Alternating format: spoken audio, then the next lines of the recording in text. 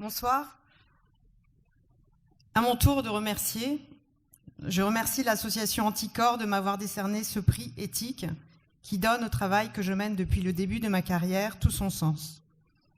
Je tiens à remercier Jean-Baptiste Rivoire, le fondateur du Média of Investigation, qui est là ce soir, qui a produit mon film documentaire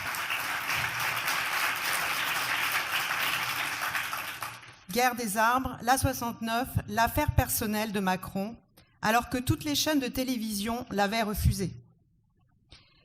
Je remercie mon équipe, Robin Couturier et Valentin Vander, qui doivent être par là. Vous levez la main.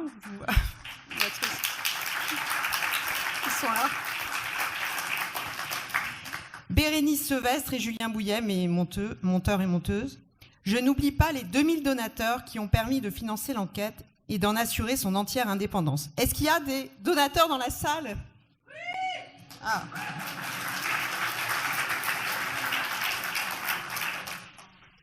Jamais je n'aurais imaginé qu'une autoroute de 53 km entre Castres et Toulouse révélerait à ce point un tel niveau de corruption et de déni de la démocratie. Les lois qui protègent l'environnement et les monuments historiques ont été piétinées. L'appareil répressif a été mis au service d'intérêts particuliers, la gendarmerie, mais aussi les procureurs, pour criminaliser des défenseurs de la nature non violents. Une centaine de militants pacifistes sont aujourd'hui poursuivis. Et bien plus haut, les préfets ont perdu le sens de l'intérêt général.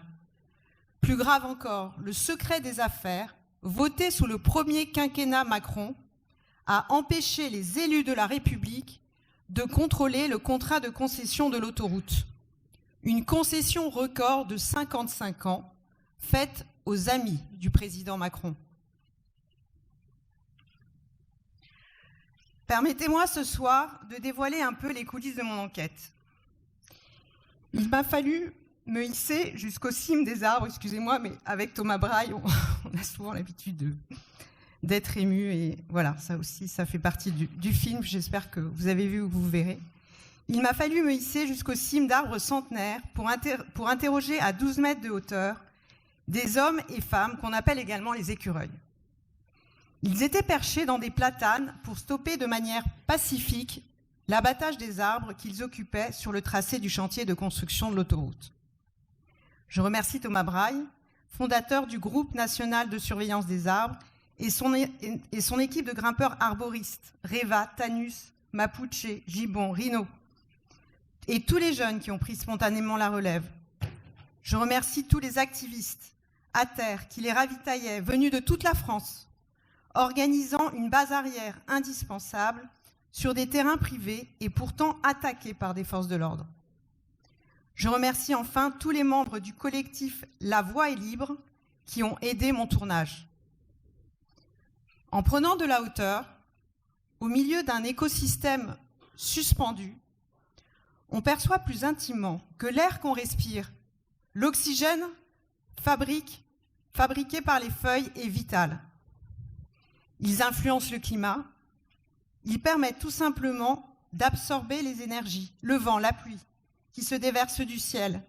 Ils nous protègent des inondations, ils retiennent la terre, ils filtrent l'eau, qui vient remplir les nappes phréatiques qui nous alimentent en eau potable. Il crée de l'ombre et de la fraîcheur. Je me souviendrai à jamais du platane de 120 ans, dans lequel, et ça, j'ai essayé de m'entraîner beaucoup pour ne pas pleurer, dans lequel j'ai dormi et qui a été coupé au cours de cette nuit sordide du 31 août 2023, où un dispositif disproportionné de forces de l'ordre, avec drones, hélicoptères, gaz lacrymogène, protégeait les engins de découpe face à une poignée de défenseurs de la nature pacifistes. Cette répression massive n'a fait que s'intensifier au fil du temps, au point que Michel Forst, rapporteur spécial à l'ONU pour les défenseurs de l'environnement, estime que la France est le pire pays d'Europe en la matière. Il est venu lui-même constater dans le bois de la Crème-Arbre la situation de jeunes femmes et hommes perchés dans les arbres. Ils sont restés 39 jours, affamés par les gendarmes, qui les empêchaient de se ravitailler. À la fin, ils ne se nourrissaient plus que de bourgeons. Après l'été, 44 écureuils sont tombés, des chutes provoquées par l'assaut des gendarmes, des chutes qui auraient pu être mortelles. Pourquoi faire ce projet d'autoroute au mépris du droit de manifester, de protester, de bloquer au titre de la désobéissance civile, reconnue par le droit international, la Convention d'Aarhus, ratifiée par la France en 1998. J'ai découvert, avec ce projet d'autoroute, un autre vide, non pas vertigineux, mais cette fois-ci abyssal. Celui du pouvoir et de l'argent autour de grands projets inutiles d'infrastructures routières. La France est le pays d'Europe qui compte le plus de kilomètres de routes rapportés au nombre d'habitants. Qui peut donc vouloir financer la 69, une autoroute en parallèle d'une route nationale existante peu fréquentée?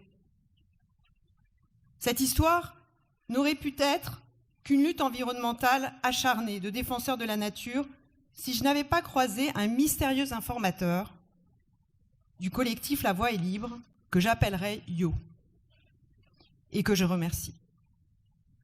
En investiguant, j'ai découvert que l'A69, plus qu'une autoroute, est en fait l'affaire personnelle du président Macron. Si vous voulez plus de détails sur les actionnaires de l'A69, qui par ailleurs ont financé la carrière politique du président Macron, mon film est en accès libre sur la chaîne YouTube de Off Investigation depuis le monde entier, et j'espère pour un temps indéterminé. Aujourd'hui, je reçois ce prix devant vous qui honore, au-delà de ma personne, le journalisme d'investigation. La recherche de la vérité, des preuves, est un combat plus que jamais indispensable à notre démocratie. Je n'aurais pas pu faire ce film sans vous, qui financez ces nouveaux médias indépendants. Il est d'une certaine manière l'aboutissement de vos engagements. Il est vous, il est à vous. Partagez-le le plus largement possible et soyez-en fiers.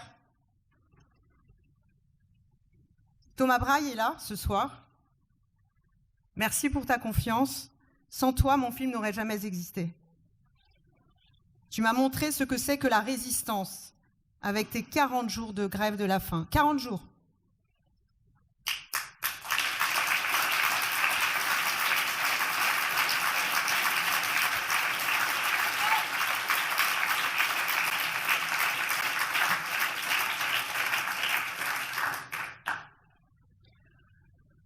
Continuez à soutenir plus que jamais les médias indépendants qui se battent pour les faits et pas les mensonges, les apparences simplificatrices et les manipulations qui nous opposent. Aujourd'hui, en fait, on est à la croisée des chemins. Tous ici, ce soir, réunis, on incarne une nouvelle manière de résister. Il ne faut pas renoncer, même si c'est plus facile ou plus confortable. Et tant qu'il y aura des arbres, j'espère qu'il y aura toujours des écureuils.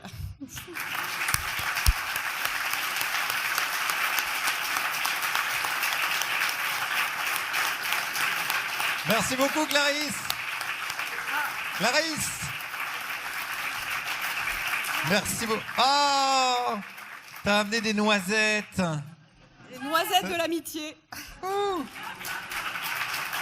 Merci beaucoup. Merci Clarisse, merci beaucoup pour ce témoignage émouvant. On peut applaudir encore une fois Thomas Braille qui est là au premier rang. Merci Thomas d'être avec nous ce soir. Bravo. 40 jours de grève de la faim et de la soif. Non, non mais Gérard Larcher a essayé. 4 secondes il a tenu, donc bravo pour ça. Et bravo aux équipes de Off Investigation, Jean-Baptiste Rivoire est là. Merci, allez voir tous les docus qui sont en accès libre. Donnez-leur de la force. Il est responsable de pas mal de descentes d'organes chez les patrons du CAC 40, donc donnez-leur de la force évidemment. C'est vrai que quand t'enquêtes sur les magouilles en France, c'est vraiment, faut être... Il y a des burn-out, hein. Je sais pas comment vous tenez les mecs, mais... Non, c'est impressionnant. C'est comme quand t'enquêtes sur la vie sexuelle de l'abbé Pierre, quoi. Ouais, la comparaison est pas bonne. D'accord, ok, j'ai vu dans votre regard. D'accord,